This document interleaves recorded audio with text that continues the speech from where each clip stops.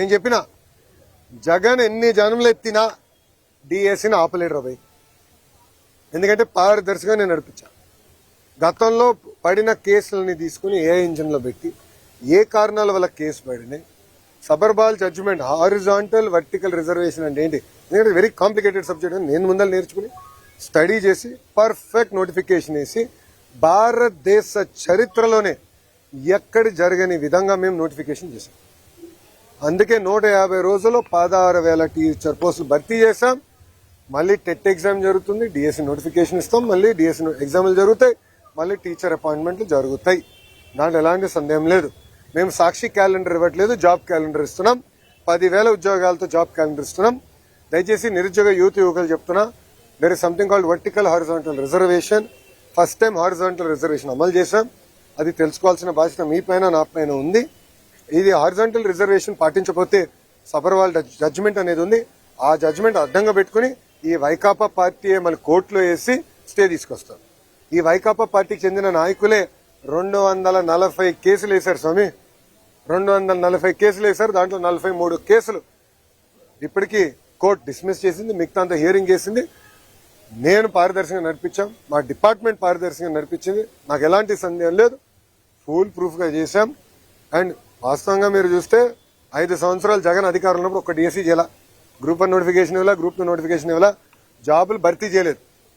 ఒక ప్రభుత్వ ఉద్యోగం కూడా భర్తీ చేయలేదు. ఆయన పెద్ద పెద్ద మాటలు చెప్తారు. అసలు ఆయనకేం అర్థం అవుతుంది స్వామి? ఒక డిఎస్సీ చేస్తే వర్టికల్ హారిజాంటల్ రిజర్వేషన్ ఏంటో ఆయనకు అర్థం అవుతుంది. ఒక డిఎస్సీ చేయకుండా, ఒక్క టీచర్ పోస్ట్ ఇవ్వకుండా మా పైన మాడే హక్కు మీకు ఎట్టొచ్చింది స్వామి? మీరు ముందర సబ్జెక్ట్ తెలుసుకోండి.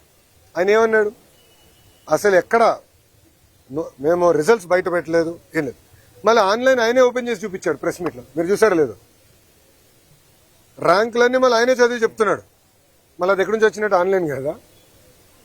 అంటే ఒక అబద్ధం 10 సార్లు చెప్పి నిజం చేసాక ఆయన ప్రయత్నిస్తున్నాడు. ఇప్పుడు మళ్ళీ కులం కూడా తీసుకొచ్చాడు.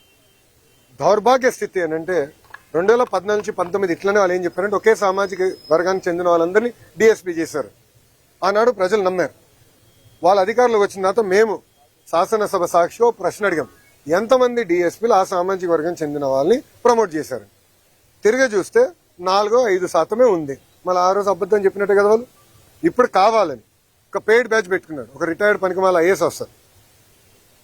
ఆయన రాష్ట్రానికి ఎలాంటి పని చేయని వ్యక్తిని తీసుకొచ్చి పెట్టి ఒకే సామాజిక వర్గానికి చెందిన వాళ్ళందరికీ స్పోర్ట్స్ కోటా కింద ఇస్తానన్నారు. ఇప్పుడు మేము బయట పెట్టి ఆ మనిషి ఎక్కడున్నాడు? క్షమాపణ చెప్పాలి కదా. చెప్పమనండి ఇప్పుడని. అంటే అబద్ధాలు చెప్పి మా పైన బురద జల్లి పారిపోతున్నారు. నేను ఇక్కడ నుంచి ఉన్నా కరెక్ట్గా జగన్ ఇంటికి నేను తిప్పి కొడితే 200 మీటర్లు కొట్టలేను. I'm ready for debate any time. రమ్మని చెప్పండి. I'm ready for debate and discussion. అంతేగాని ఏసీ రూముల్లో కూర్చుని మాకు లెక్చర్లు ఇవ్వాల్సిన అవసరం. వాస్తవాలంటే బయట పెట్టండి. ఒకటని నిరూపించాడా? అయ్యా 240 కేసులు వేసాం, ఎందుకు ఆపలేదు డిఎస్సీ ప్రాసెస్?